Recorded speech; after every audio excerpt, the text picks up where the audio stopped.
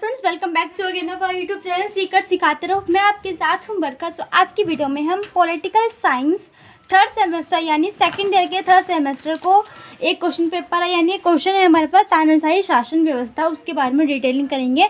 तो ऑफकोर्स ये मेरी असाइनमेंट है, तो इसमें देखते हैं कि मैंने कौन कौन से पॉइंट ऐड करे हैं कि कौन कौन से नहीं करे हैं। ठीक है, तो यहाँ पर हमारे पास जो पूरा असाइनमेंट में हमारा तानाशाही शासन है टॉपिक हमें दे दिया था।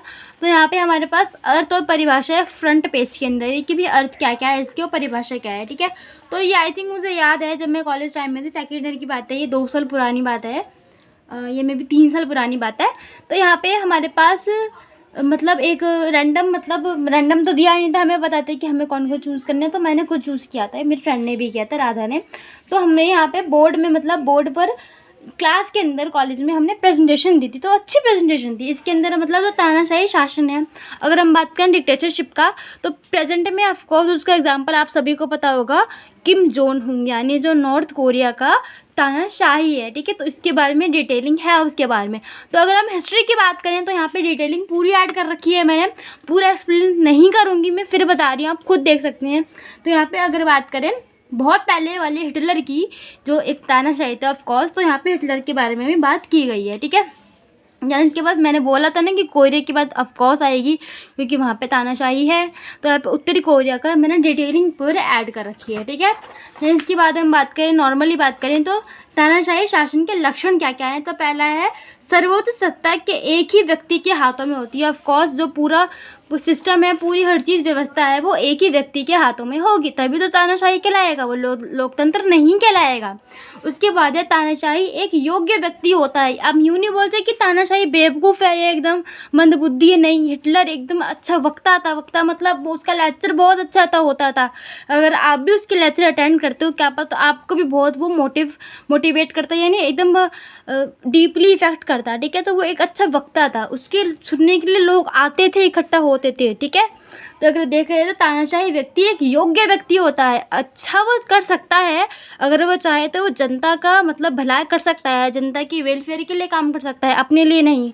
लेकिन अगर देखा जाए तो तानाशाही खुद के लिए ही सारे काम करता है। ठीक है, देन इसके बाद है लोकतंत्र का सदैव विरोधी होता है। ऑफकोर्स लोकतंत्र जहाँ जनता का शासन है वहाँ लोकतंत्र है, पर तानाशाही में जनता का शासन नहीं होता टोटली।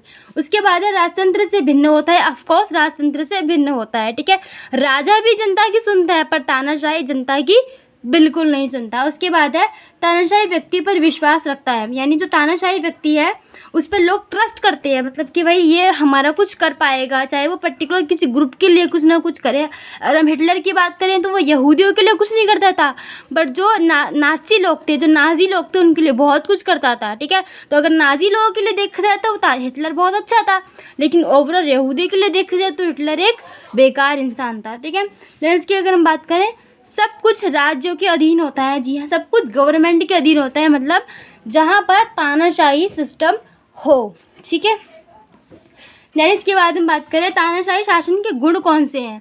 भाई इसके गुण भी होते हैं, ये नहीं कि हर चीज़ के नेगेटिव पॉइंट होंगे, नहीं, हर सिक्के के 2 पहलू होते हैं, सकारात्मक और नकारात्मक। एडवांटेज भी होते हैं भाई, डिसएडवांटेजेस भी होता है। तो अगर हम बात करें तो यहाँ पे जो तानाशाही है उसके एडवांटेजेस क्या क्या हैं। ठीक है, देन इसके बाद है अब एडवांटेजेस, तो ऑफकोर्स डिसएडवांटेजेस भी होंगे। तो यहाँ पे तानाशाही के दोष क्या क्या हैं हमारे पास पॉइंट आ जाते हैं। ठीक है, देन इसके बाद है एग्जाम्पल पूरा डिटेलिंग के साथ उत्तरी कोरिया का इतिहास। ठीक है, तो उत्तरी Korea in the sense south Korea और नॉर्थ कोरिया में हमेशा इसकी हिस्ट्री रही है कि हमको बहुत सारी वॉर युद्ध देखने को मिले हैं। ठीक है, तो उन युद्धों को ही एक्सप्लेनेशन पूरा मैंने यहाँ पे डिटेलिंग के साथ ऐड कर रखा है। ठीक है, तो अगर हम देखा जाए नॉर्मली तो उत्तरी कोरिया का इतिहास क्या है, वो पूरा उत्तरी कोरिया का इतिहास यहाँ पे आपको दिख जाएगा। देन इसके बाद चले हम आगे, उत्तरी कोरिया की भौगोलिक पृष्ठभूमि क्या है, यानी जो एरिया किस तरीके से वो लोकेटेड है, कहाँ पर विश्व के अंदर। अगर हम देखें कि वो अगल बगल दाएं बाएं पूरा टापुओं से घिरा, इन द सेंस वो एक द्वीप देश है। ठीक है, द्वीपीय देश है वो एक। ठीक है, चाहे वो आप उत्तर कोरिया लो चाहे साउथ कोरिया लो, उत्तरी कोरिया के नीचे आता है हमारा दक्षिणी कोरिया। ठीक है, जिसकी कैपिटल सियोल है। देन इसके बाद लेकिन टोटली वो जो साउथ कोरिया है वो एकदम लोकतांत्रिक देश है, लेकिन उसके अपोजिट क्या है, नॉर्थ कोरिया एकदम डिक्टेटरशिप वाला देश है, यानी तानाशाही वाला देश है। तो यहाँ पे भौगोलिक पृष्ठभूमि आप देख सकते हैं पूरा डिटेलिंग के साथ। देन इसकी मैंने पूरा देख कर रखा है कि भाई जो भी इनफिल मिलसुंग कौन था, स्थायी पीपल कमेटी थी, मतलब वहाँ पे नॉर्मली कौन कौन सी पार्टी थी क्या नहीं थी, किम जोन उनका यहाँ पे नाम आ गया, ठीक है, पूरा डिटेलिंग पूरी ऐड है। अगर हम देखें, हमने ऐतिहासिक पृष्ठभूमि भी देख ली, भौगोलिक भी देख ली, अब अगर हम देखें तो वर्तमान स्थिति क्या है, जो प्रेजेंट की सिचुएशन है वो क्या है, ठीक है, क्या नहीं है। पार्टी अगर हम बात करें कौन सी पार्टी का है किम जोन, तो वो पार्टी का है वर्कर्स पार्टी ऑफ कोरिया, ठीक है। पार्टी अध्यक्ष कौन है, किम जोन उन। राज्य के अध्यक्ष कौन है, किम जोन उन।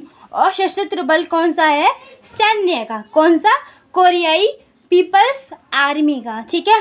उसके बाद क्या है, सुप्रीम कमांडर कौन है, ऑफ कोर्स किम जोन उन, ठीक है। तो यहाँ पे पूरा यहाँ पे देख सकते हैं वर्तमान स्थिति क्या है कोरिया का, ठीक है। 107 साल से यहाँ सब कुछ एकदम जो डिक्टेटरशिप है वो चली आ रही है, ठीक है, पूरा हम देख सकते हैं। और इंटरनेट सेवा भी बंद कर रखी, ठप कर रखी है नॉर्थ कोरिया के अंदर। नॉर्थ कोरिया के अंदर सिर्फ और सिर्फ टीवीज़ वगैरह में क्या दिखाते हैं, सिर्फ और सिर्फ किम जोन का इतिहास, किम जोन पार्टी जो वर्कर्स पार्टी ऑफ कोरिया है उसके बारे में, महानता, उसके एडवांटेजेस ही दिखाते रहते हैं, ठीक है। तो इसीलिए वो एकदम तानाशाही वाला देश है। उसके बाद हमारा आ जाता है कंक्लूजन। ऑफ कोर्स अगेन मैं बोलना चाहूँगी कंक्लूजन मैंने इस बार कुछ ज़्यादा ही मतलब बड़ा लिख दिया, मतलब बहुत ज़्यादा लॉन्ग लिखा है मैंने, बाप रे बाप, ठीक है। तो देख सकते हैं और इजी लैंग्वेज में लिखा होगा, ऑफ कोर्स मतलब अच्छा लिखती हूँ मैं निष्कर्ष। तो आप देख सकते हैं यहाँ पे पूरे वीडियो ख़त्म हो चुकी है, देन असाइनमेंट भी ख़त्म हो चुका है। और अगर वीडियो अच्छी लगी हो तो प्लीज़ अपनी वीडियो को लाइक करना, शेयर करना, चैनल को सब्सक्राइब देन सपोर्ट किया करो, ठीक है। उसके बाद थैंक यू फॉर वॉचिंग, मिलते हैं नेक्स्ट वीडियो में। अभी तक के लिए take care, be healthy and be safe.